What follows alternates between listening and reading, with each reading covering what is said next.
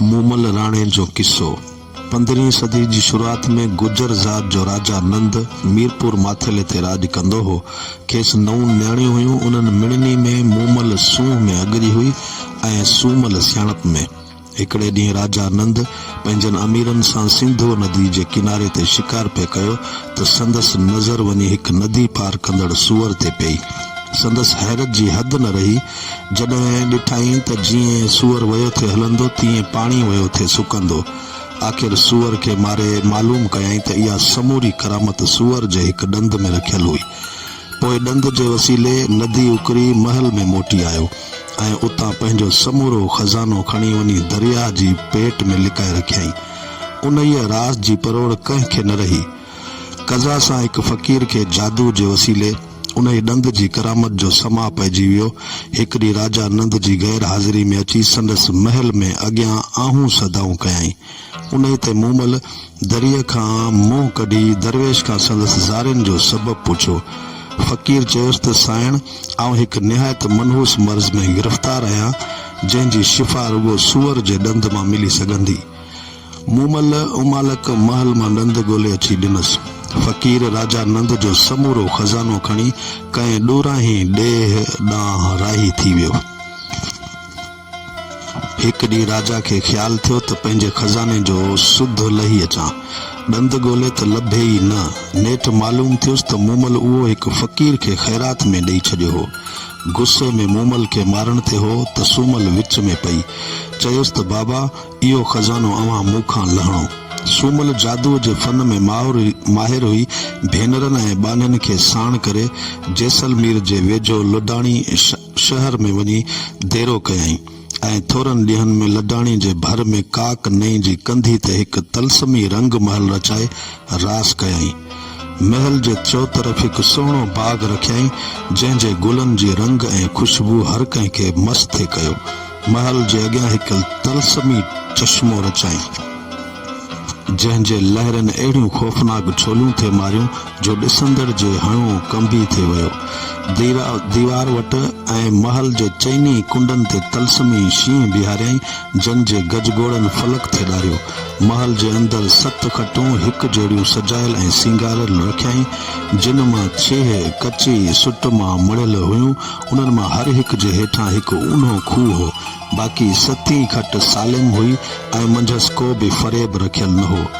उन समूरी टिकसाट खां पोइ काक महल जूं कंवारियूं हार सिंगार करे मांझनि खे मारण लाइ तयार थी वेठियूं। शहर में होको ॾिनऊं त जेको शख़्स चश्मो उकरे ऐं शींहं खां पाण बचाए अची खट ते वेंदो सो मूमल मारींदो। लडाणी जे शहर हिकु तीर्थ आसान हो ऐं घणेई शाहकार वणजारा ऐं राजकुमार उते यात्राउनि लाइ ईंदा हुआ। बाग जे मुंहुं वटि हिकु वॾो नकारो रखियल हो। जेको तलबगार मूमल जी मुलाक़ात लाइ ईंदो हो सो उन ते ॾोंको हणंदो हो ऐं पोइ मूमल जी बानी नातिर संदसि आजियां लाइ ॿाहिरि ईंदी हुई। नातर जे पुठियां जीअं वीचारो आशिक़ हलंदो हो ईंदो तीअं हूअ गोही ॾेई गुम थी वेंदी हुई। पोइ त हुन जो हाल इहो थींदो हो जो हू वाट मुंझी पवंदो हो ऐं वायूं बताल थी वेंदी हुयसि। आख़िर मूमल जा मारी मथसि अची कड़कंदा हुआ ऐं संदसि समूरो खज़ानो फुरे महल में हलिया वेंदा हुआ। अहिड़ी तरह घणा मुश्ताक फ़क़ीर थी झर झंग वञी रुलिया ऐं उते ई पूरा थी विया। जेके कज़ा सां महल अंदरि पहुचंदा हुआ से फरेबी छपर खटनि ते वहण शर्त वञी ओड़ाह में किरंदा हुआ। अहिड़ी तरह काक महल जी कंधीअ ते केतिरनि ई आशिकनि जी क़बरनि जूं सफ़ूं लॻी वयूं। उन ई ज़माने में थर में हुमेर सूमरो राज कंदो हो। खेसि 3 यार हुआ जन जा नाला हुआ ॾुअर भट्टी, सनड़ो धमाचाणी ऐं राणो मेंदरो। 4 यार शल शिकार जा शाइक हुआ। हिकु दफ़े शिकार कंदे खेनि भर में हिकु बाबू रंग बबूत गॾियो। संदसि सिज वरनो रूप ॾिसी खेसि खेखार कयाऊं ऐं खांसि ऋण में भटकण जो कारण पुछाऊं। हुन वरणियो त आऊं बि हिकु शहज़ादो हुउसि पर माशूक मूमल मूं सां ही कार कई आहे। स्वामीअ जे वाता मूमल जे सूंह जो हैरत अंगेज़ बयान सुणी संदन दिलनि में इश्क जो कान लॻो। पोइ त काहींदा विया काक महल ॾांहुं, जिते मूमल मारी मीर आहिड़नि खे आकरे, जंहिं सोढे घणनि खे सम्झायो हो, तंहिंजे दीदार लाइ हू मांदा हुआ। राणो सभिनी में सियाणो हो, नातर घणेई हरफतूं हलायूं, पर राणे अॻियां संदसि हिकु बि न हली। हुमेर सुमरो ऐं संदसि ॿिया 2 यार त बाज़ी हाराए तलाव ताईं थी वापसि वरिया, पर राणो अॻियां राणो हो। हरफत करे हिकु सोपारी चश्मी मथां फिटी कयईं, जा तिरकंदी उन्हे मां सारो मंझ परोड़ियईं त ही मिड़ई तलसम जो खेल आहे। पोइ घोड़े ते सवार थी नातर जे पुठियां महल जो गस वरताईं। वाट ते जीअं ई नातर गोही थे ॾिनी, तीअं ई राणे वारनि खां झले थे वरतुसि। पोइ महल में घिड़ी कूड़ियुनि खटनि खे बि ज़ोर ॾेई ॾिठाई त मिड़ई गलम गलीचा वञी ओड़ा में किरिया। आख़िर सची खट ते वञी बालम थी वेठो। मूमल खे बि गुजरनि जे विच में उन्ही मां सुञाताईं जो हू हुक पोननि संदसि कारनि वारनि जे सुगंध ते बंभोलजी मथां पए फिरियो। अहिड़ी तरह राणे वञी मूमल खटी। राणी पंहिंजी सोभ जो ज़िक्र अची यारनि सां कयो। हुमेर सुमरे चयुसि त असांखे बि अहिड़ी माशूक फुड़ीअ जो दीदार करा। राणी खेसि चयो त मूं सां वेस बदिलाए हल। हुमेर खे ॾिसंदे ई मूमल राज परोड़े वरितो।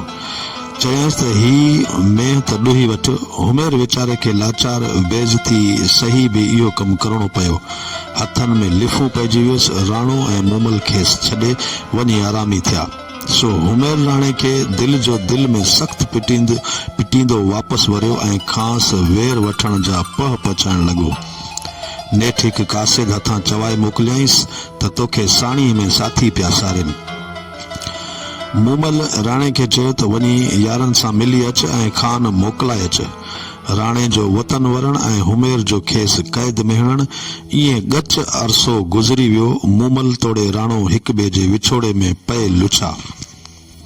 नेठि कनि चङनि जे चवण ते हुमेर राणे खे आज़ाद कयो, पर इहो अंजाम वरताईंसि त वरी मूमल जो मुंहुं न ॾिसंदे। आशिक लाइ अहिड़नि अंजामनि जी पोइवारी करणु मुश्किल। सो राणो लिक चोरीअ हिकु भलीअ ॾाची ते चढ़ी मूमल सां मिली पियो माग वरंदो हो। हिकु ॾींहुं पिरह जो संदसि घरवारीअ खेसि पंहिंजनि लिङनि तां पाणीअ सां ॻाढ़ी दज़ लाहींदे ॾिठो। संदसि त ॻाढ़ो पाणी ॾिसी ॾकी वेई ऐं वञी हुमेर सुमरे सां हाल कयाईं। हुमेर बर वक़्तु राज परोड़े त राणो काक महल जी ॻाढ़ी दज़ सां लिंग रंगे आयो आहे। पोइ त वरी बि खणी क़ैद में हयाईंसि। राणो हक़ीक़त में संदसि सालो हो। राणे जे भेण पंहिंजे भुतार मुड़ुस हुमेर खे अर्ज़ करे खेसि बंद मां आज़ाद करायो, पर हुमेर राणे जी ॾाचीअ खे पेरनि में मेखूं हणाए जॾो करे छॾियो। राणी खे निहायत अरमान थियो, पर मुसीबतनि सां उन ॾाची जो हिकु गोनरो हो जो माउ खां बि पंध में अगरो हो। राणे खे निहायत अरमान थियो, पर नसीबनि सां उन ॾाची जो हिकु गोनरो हो जो माउ खां बि पंध में अगरो हो। राणे उन कवाट ते सवार थी काक ॾांहुं कायो, छो त हू आज़ादी सां मूमल वटि वञी थे सघियो। मूमल राणे जे फिराक में पाण परचाइण लाइ पंहिंजी भेण सूमल खे राणी जो वेस पहिराए पाण सां गॾु बिस्तरे में सुम्हारींदी हुई। राणो उहो रंग ॾिसी भुलिजी वियो ऐं गैरत विचां पंहिंजो लकुण मूमल जे भर में निशानी तौर छॾे अमरकोट ॾांहुं वापसि वरियो। सुबुह जो मूमल लकुण ॾिसी समूरो गुज परोड़े वरितो। पोइ त राणे वटि कासिदनि पुठियां कासिद दौड़ाए, पर राणो वापसि न वरियो। मूमल खे वेराग वेढ़े वियो ऐं महल जा मिड़ई बाग बागीचा ऐं पलंग पथराणियूं ऐं वेस वॻा खेसि ज़हर थे लॻा। नेठि वणजारको वेस करे अची अमरकोट में निकिती ऐं राणे सां अची यारीअ जो नातो ॻंढियाई। हिकु ॾींहुं कज़ा सां चौपड़ रांदि कंदे जीअं ढारो थी उछलायईं, तीअं राणे जी नज़र वञी संदसि ॿांह वारे तरोखड़ियुनि ते पई। राणे खेसि यकदमि सुञातो। मूमल बि राज ज़ाहिर थियल ॾिसी खेसि माफ़ी लाइ पलांद विधो, पर राणो न मुड़ियो। मूमल लाइ हाणे जीअण जंजाल थी पियो ऐं हिकु मछ तयारु करे वई। वठी उन में टपो ॾिनई। राणे जे कन ते साथ में इहो समा वञी पहुतो। पाण बि परवाने जीअं उन ई आग में घिड़ी पियो, अहिड़ी तरह ॿई आशिक जेरा जली वञी अर्श ते हमेशह लाइ हिक ॿिए सां मिलिया।